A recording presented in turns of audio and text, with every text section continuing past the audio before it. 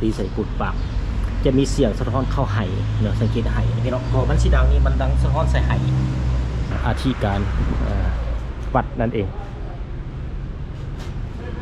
บัดนี้จะย่างไปหอบพุทธนี่ก็จะเป็นพระวันพุธพระวันพุธก็จะเป็นพระที่ว่าใส่บาตรยืนจับบาตรพี่น้อง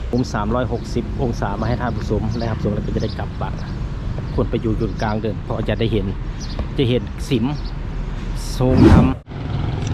สบายดีพี่น้องพบกันเส้นเก่าเส้นเคยกับทีมงานช่องสวรรค์บรรณาชาแนลตอนนี้ข้าพเจ้าจะมาท่านผู้ชมไปรับชมอีกวัดหนึ่งที่อยู่ในเมืองไซสถานนครหลวงเวียงจันทร์นั่นก็คือวัดเสียงดาพี่น้องนี่อยู่ทาง3แยกเสียงดานี่เลยคือท่านผู้ชมเห็นไปเบื้องนี้กับไปซอดดงคำช้างไปซื้อกับไปซอดเมืองน้อยและซอดทางบ้านพลปะเป้าพูนทานออกไปพูดแล้วพี่ท่านผู้ชมเห็นวัดนี่อยู่แคมทางเลยพี่น้องเราจะไปติดตามข้อสมขอฝากกดไลค์กดติดตามกดกระดิ่งแจ้งเตือนในช่องสวรรค์บรรณาเดินท่านผู้ชมเพื่อจะได้รับวิดีโอใหม่ๆให้ท่านผู้ชมได้รับชมตอนต่อไปพี่น้องนี่ก็ถือว่าง่ายๆวัดนี่ก็เป็นประตูโขงสวยงามวัดเสียงดาขึ้นกับ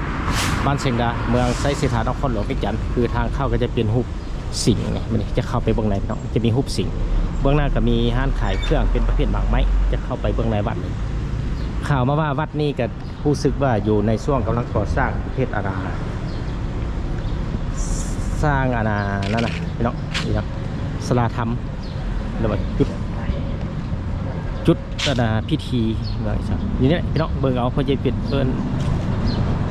ก็เข้ามาก็คือว่าจะเห็นป้ายอยู่ทางเบื้องขวามือเลยพี่น้องคือว่าสบายดีคือว่าชื่อวัดศรีสวัสดิ์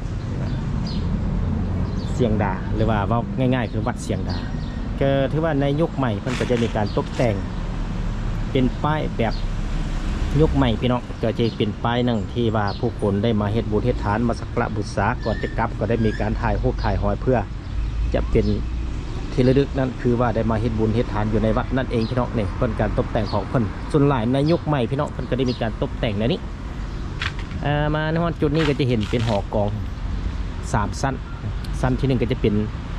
กระโหลกกระโปงสั้นที่2ก็จะเป็นกองส่วนสั้นที่3แล้วจะเป็นระฆังเลยพี่น้องเด้อนี่เป็นการตกแต่งบนน้อยนักน้อยหนาบันไดพี่น้องจะคล้ายๆคือแบบวัดทั่วๆไปสวยงามซึ่งเป็นเอกลักษณ์สีไม้ลายมือของคนลาวนี่จุดนี้ก็จะเป็นเพิ่นก็ได้ติดเลี่ยมเสาคักแน่พี่น้องสวยงามมากเนาะจะเป็นติดเลี่ยมในเสาอยู่ในหอกองนี่ก็จะเป็นกระโหลกนี่ส่วนเพดานก็จะเห็นเป็นจุดหนึ่งที่ว่าโอ้สวยต้องขอบใจ FC ทุกคนที่สนับสนุนช่องสวรรค์บรรณาด้วยดีเสมอมาเด้อท่านผู้ชมก็จะได้รับวิดีโอใหม่ๆมาให้ท่านผู้ชมได้รับชมตอนต่อไปพี่น้องนี่เพดานเพิ่นก็เต็มด้วยสวยงามบัดนี้จะยานทำผานี่คนใส่ตัวนี้ได้พี่น้องนี่ตีโป่งปุ้งก่อนต่ำตึงไปเลยปุ้งเลยตีใส่กุดปากจะมีเสียงสะท้อนเข้าไหเนาะสังเกตไหพี่น้องก็มันสีดังนี่มันดังสะท้อนใส่ไหเงินไหคำนี่เลยพี่น้องขอดังปุ้งจะไปถามสร้างผมก่อนเพิ่นสร้างอีสังอะไรส่วนนั้นก็จะเป็นศาลาสามัคคีธรรมหรือว่าโฮงธรรมส่วนเบื้องนั้นก็จะเป็นกุฏิพี่น้องนี่กุฏิส่วนท่านจะเป็นสิมหรือว่าเป็นจุดหนึ่งที่ว่าโอ้สิมอยู่เบื้องนั้นพี่น้องสิมอยู่เบื้องนั้นได้จะยาวนี่จะเป็นกุฏินั่นก็เป็นกุฏิ2 ชั้นแล้วก็จะเป็นทางห้องการพร้อมนะพี่น้องในแต่ละวัดไปถามสร้างมันก่อนเฮ็ดอีสัง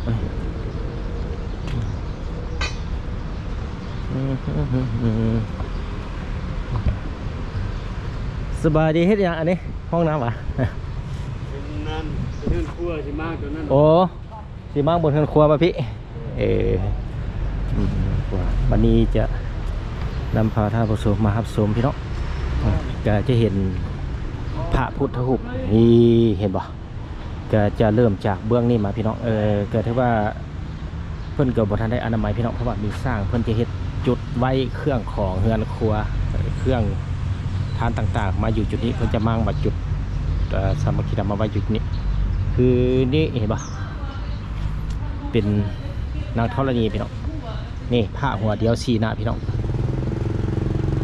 ให้ผู้ซื้อก็บอกมาเด้อข้าพเจ้าเอิ้นแต่ว่าผ้าหัวเดียวสีหน้า ต่อมาก็จะเห็นเป็นพระฤาษีพระพุทธรูปนี่ก็จะเป็นสร้างจับหอยจับงาสร้างต่อมาก็จะเป็นนางสนมบ่นี่ต่อไปจะเป็นลิงเราจะสามารถมาสักการะบูชาได้พี่น้องอยู่วัดเสียงดาทื่นกับหรือว่าวัดศรีสวัสดิ์เสียงดาชื่อวัดชื่อวัดศรีสวัสดิ์เสียงดาที่ขึ้นกับบ้านเสียงดาเมืองไซสถานนครหลวงเวียงจันทร์แต่ละวัดจะมีชื่อนะครับจะมีชื่อวันนี้จะมาทางเบื้องนี้จะเป็นหอนี่ก็จะเป็นต้นโพร่มเย็นดีพี่น้องอยู่เจวัดนี่เลยนอกจากนั้นแล้วก็จะไปเห็นมีหอวัดอยู่นี่เขาก็จะมาสักการะบูชาได้พี่น้องจุดธูปจุดเทียนก็แล้วแต่ความเชื่อของส่วนบุคคลพี่น้องนี่ก็จะมีหอสาธุผู้ข้าก็ได้มาเห็นอยู่นี่เด้อวัดศรีสวัสดิ์เสียงดาเมืองไซสถานนครหลวงเวียงจันทร์พี่น้องนี่จะเป็นหอวัดนี่ก็จะเป็นชื่อง่ายๆพระที่มีพญานาค7 หัวนี่ก็จะเป็นพระประจำวันเสาร์ขึ้นมาสาธุเป็นบุญตาที่ได้ไม่เห็นอันนี้ส่วนมาทางบนนี้ก็เป็นหลวงปู่อินปอนพรหมวงศ์หลวงปู่อินปอนพรหมวงศ์คนติดทุกข์เลยคนจะเป็นเกิดวันอังคารบอกประมาณนี้พี่น้องจะเป็นหลวงปู่อินปอนพรหมวงศ์สตาปิที่7 เดือน 7 1994 1924มรณภาพวันที่18 เดือน 3 2010หมายความว่าเพิ่นมรณะไปแล้ว16 ปีผ่านไปพี่น้องในส่วนเทิงนี่ซีเมนเพิ่นภาพประจำวันเกิดเพิ่นพี่น้องจะเป็นวันอังคารนี่แหละเพิ่นจึงสิว่าเฮ็ดแบบนี้ไว้ให้ท่านผู้ชมได้รับชมจะเป็นหลวงปู่อินปอนพรหมวงศ์จึงเป็นอาธิการ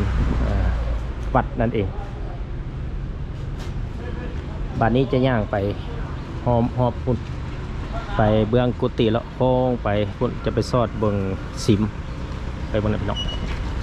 ต้องขอขอบใจ FC ทุกคนที่สนับสนุนซอสวรรค์บรรณาด้วยดีเสมอมาได้ท่านผู้ชมเพื่อจะได้รับวิดีโอใหม่ๆมาให้ท่านผู้ชมได้รับชมตอนต่อไปพี่น้องเพื่อนก็ได้มีการกำลังก่อสร้างจุดหนึ่งที่เป็นบอนเมียนเครื่องเมียนของเพราะว่าเพื่อจะย้ายเครื่องของจาก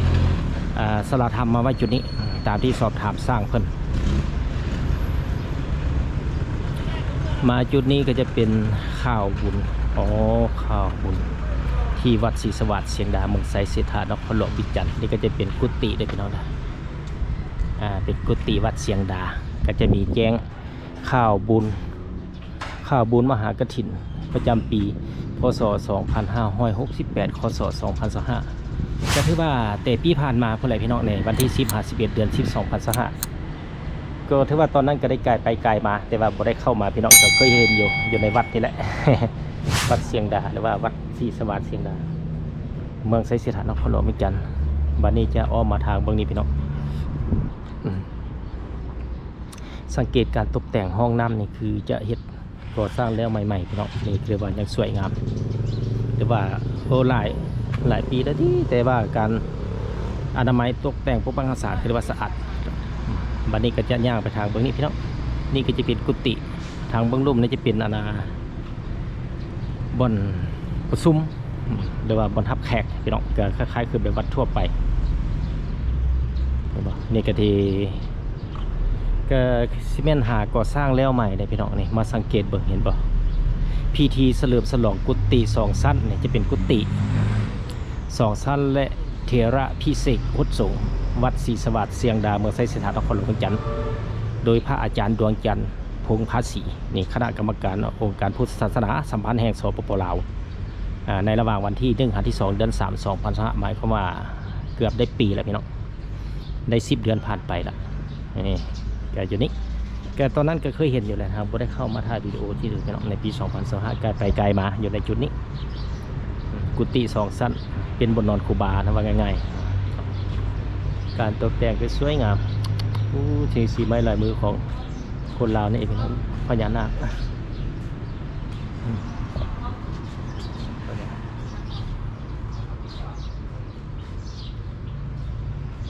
ยังสวยงามพี่น้องบนทาเก็ตสีเขียวนี่สังเกตบ่ เป็นเกล็ดเนี่ยเป็นเกล็ดงามๆเพิ่นจะรอมาแล้วมาติดแล้วฮีทใส่พี่น้องเอาปูนฮีทใส่เนี่ยขัดแล้วก็ทาสีเพราะว่าได้เห็นกับตาแล้วพี่น้องก็สามารถไปเบิ่งการเฮ็ดของเพิ่นหรือว่าการตกแต่งของเพิ่นอยู่คลิปวิดีโอตอนที่แล้วพี่น้องวัดธาตุฝุ่นนั่นเองก็ไปรับชมได้การติดเกล็ดและบัวของพญานาค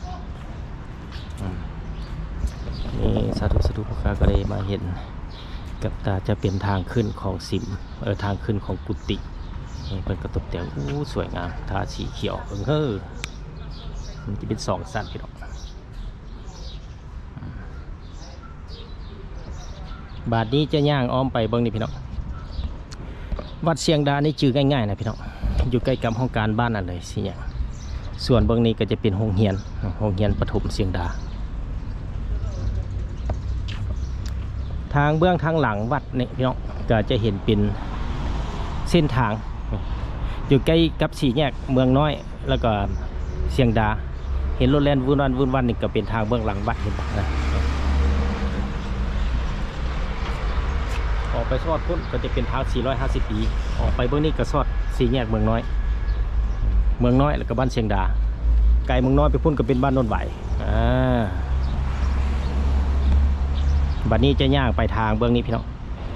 นี่ก็จะเป็น10จะมีพระพุทธรูปใหญ่อยู่ในนั้นแต่ว่าเพิ่นจะ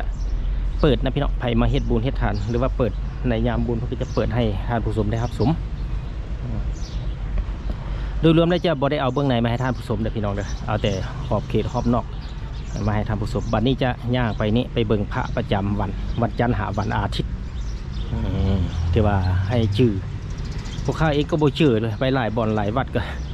มีแต่ได้ต้องได้เบิ่งรูปใหม่พระประจำวันอาทิตย์จนฮอดวันศุกร์จนฮอดวันเสาร์นี่ชื่อง่ายๆพี่น้องเป็นพระธุดงค์แล้วก็นี่เป็นพระสังกัดจายเพิ่นว่าหรือว่าพระสังกัดจายพระทองใหญ่ๆนั่งตะปอดเลยนะสาธุพระสังกัดจายมันก็จะเป็นพระธุดงค์3 องค์ที่เพิ่นปิติสขรอ้อมอยู่ในต้นโพเองส่วนนี่ก็จะเป็นพระแบบทั่วไปพี่น้องที่หลายคนคุ้นตาก็คือพระวันพฤหัสเป็นพระวันพฤหัสสวยงามเลยพี่น้องอยู่วัดเชียงดาในนี่ก็จะเป็นจุดหนึ่งพระที่ว่าเฮามากราบไหว้สักการะบูชาเพิ่นก็เห็นตูบจุดน้อยๆเป็นพระองค์ตะกี้เลยพี่น้องสาธุพวกข้าก็ได้มาเห็นกับตาและบัดนี้ก็เป็นพระเก่าตะกี้เพิ่นเอามาไว้นี่ถ้าฮอดยามปีใหม่ลาวสงกรานต์เดือน5ก็จะมีผู้คนมางดส่งสีน้ำหอมใส่ซึ่งเป็นฮิตของประเพณีของลาวมาแต่โดนนานแล้วจริงครับเป็นพระเก่าพระน้อยตะกี้บางองค์ก็แตกหักหัวขาดพี่น้องสาธุแต่เพราะว่าได้มาเห็นเป็นบุญตาที่ได้มาเห็นกับตาพี่น้องบาทนี้ก็จะไปทางบางนี้มีพระอ้อมอยู่ในต้นโพเส้นกันพี่น้องนี่จะเป็นพระวันพุธกลางคืนปกติแล้วจะมีสิ่งมีสร้างจับดอกบัวใบบัวอยู่ที่เป็นพระวันพฤหัสเป็นพระวันพฤหัสพี่น้องเป็นพระที่เจอง่ายที่สุดพระวันพฤหัสพี่น้องที่จริงแล้วพระใหญ่วันพฤหัสมันก็จะอยู่ในนี่แหละอยู่ในสิม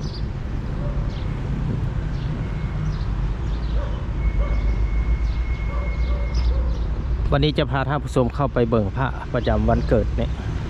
พระประจำวันพี่น้องบ่แม่นวันเกิดพระประจำวันซึ่งจะเริ่มต้นจากนี่เด้อพี่น้องเด้อพุทธเป็นห้องการบ้านเชียงดาซึ่งจะเริ่มต้นจากนี่จะเป็นพระวันอาทิตย์จะเห็นสังเกตเพิ่นใส่มือฮุบลงทั้งในส่วนแอวเบื้องลุ่มพี่น้องเห็นพระวันอาทิตย์ในนี้จะเป็นพระวันจันทร์พระเจ้าบเลียงนะครับเป็นพระวันจันทร์จะใส่มือยกขึ้นสูงขึ้นแบบนี้จะเป็นพระวันจันทร์ต่อมานี่ก็จะเป็นพระวันอังคารเป็นพระนอนพระวันอังคารพระวันอังคารก็เข้ามาสักการะบูชาได้พี่น้องในที่ไปที่มาแต่ก่อนเพื่อจะผลิตพระนี่พี่น้องเลยให้ทำผสมแล้วผสมนี่ก็จะเป็นพระวันพุธพระวันพุธก็จะเป็น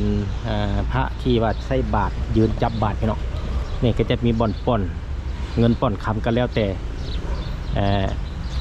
ศรัทธาจิตใจเลื่อมศรัทธาของผู้คนพี่น้องป่อนเงินใส่ป่อนเงินป่อนคำใส่แล้วแต่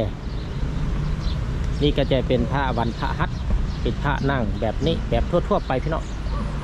เคยคุ้นหูคุ้นตานี่เป็นพระวันพระหัตถ์มาฮอดจุดนี้ก็จะเป็นพระประจำวันศุกร์ก็เป็นพระที่ใส่2 มือยกขึ้นส่วนเทิงจับเอิกพี่น้องก็จะเป็นฮุบใส่เอิกก็จะเป็นพระวันศุกร์และสุดท้ายก็จะเป็นพระวันเสาร์ถ้าวันเสาร์จะมีพญานาค7 หัวเป็นพระประจำวันเสาร์มีพญานาค7 หัวคือทางผสมเห็นอยู่ในนี้แล้วเพิ่นก็นั่งพญานาค7 หัวหรือว่าพญาศรีสัตนาคราชนะ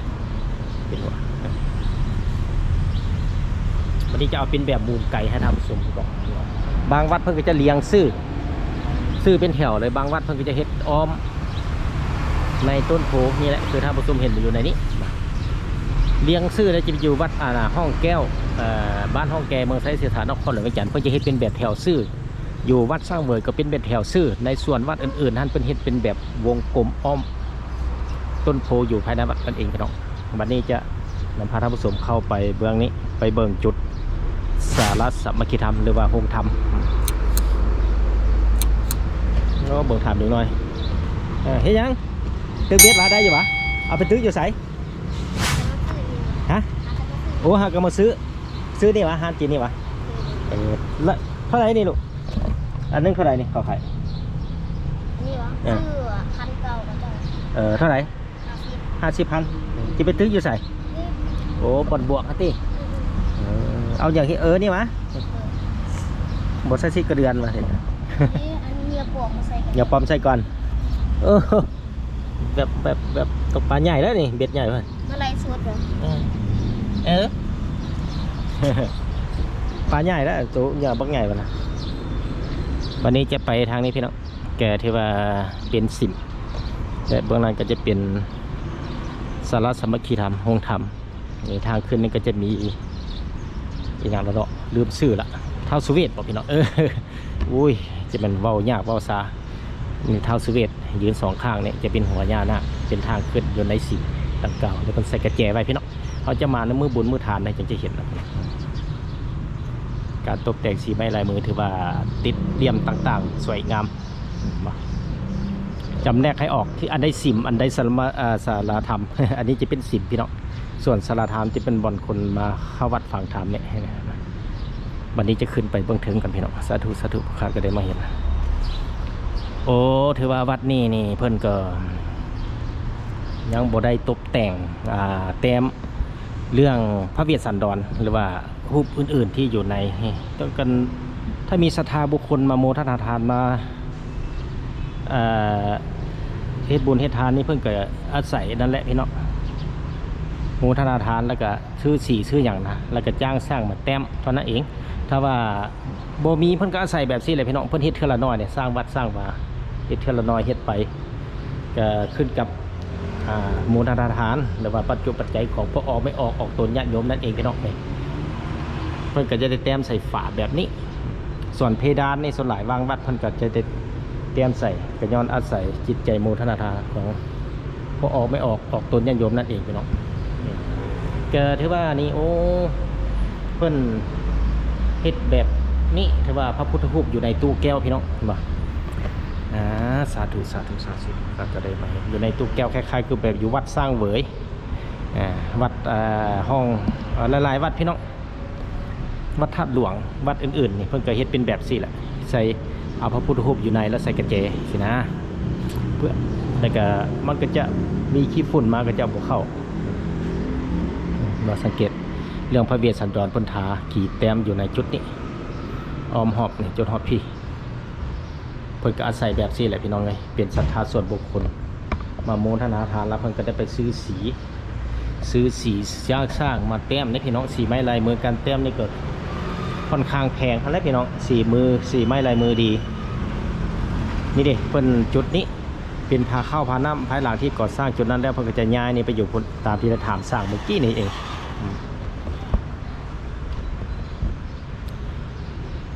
นั่นก็เป็นการนำเสนอวิดีโอในขอบเขตบริเวณวัด ศรีสวัสดิ์เชียงดาหรือว่าวัดเชียงดาขึ้นกับเมืองไซเสถานนครหลวงเวียงจันทน์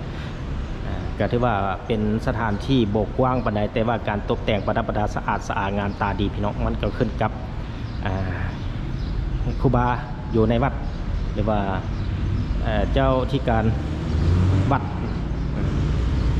นั่นเองที่ว่าได้มีการปลุกระดมหรือว่าจิตใจเลื่อมศรัทธาอนามัยตลอดพี่น้องเฮ็ดให้วัดนี้น่าอยู่สวยงามดึงดูดนักท่องเที่ยวทางภายในและต่างประเทศที่เข้ามารับชมนั่นเองพี่น้องวันนี้ก็จะออกไปเบื้องนอกแล้วเอาเป็นมุม360องศาอยู่ทางเบื้องหน้าเนี่ยแล้วก็จะได้กลับบ้านพี่น้องสังเกตรถแล่นวุ่นวันนะเนี่ย3 แยกเชียงดาเพื่อนว่า3 แยกเชียงดา3 แยกเชียงดาให้ท่านผู้ชมไปเห็นอีกบัดหนึ่งก็ได้พี่น้อง3 แยกเชียงดาเด้อพี่น้องเด้อ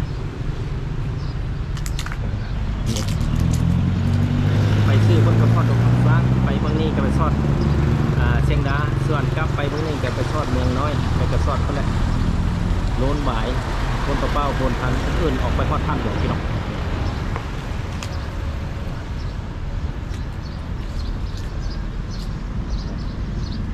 วันนี้จะไปยืนอยู่จุดนี้เอาเป็นมุม360องศามาให้ท่านผู้ชมนะครับชมแล้วก็จะได้กลับบ้านควรไปอยู่จุดกลางเดินเพราะจะได้เห็นสิมทรงธรรมและกุฏิให้ท่านผู้ชมได้เห็นนั่นเองบัดหนึ่ง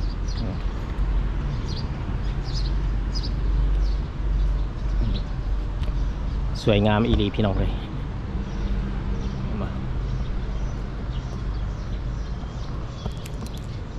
บานนี้จะเอาเป็นมุม360องศาพี่น้องนี่คือท่านผู้ชมเริ่มจากพุ่นหอกอแม่นทางเบื้องเข้าพี่น้องมานี้ก็จะเป็นกุฏิมาฮอดจุดนี้ก็จะเป็นกุฏิ2 ชั้นบนนอนของครูบาจั่วน้อยอ้อมมาทางเบื้องนี้พี่น้องนี่ก็จะไปเห็นเบื้องนั้นก็เป็นโรงเรียนประถมเชียงดา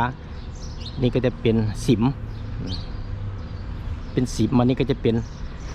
ศาลาโฮงธรรมหรือว่าศาลาสามัคคีธรรมนั่นเองพี่น้องอยู่จุดนี้นี่ครบรอบ360องศาพี่น้อง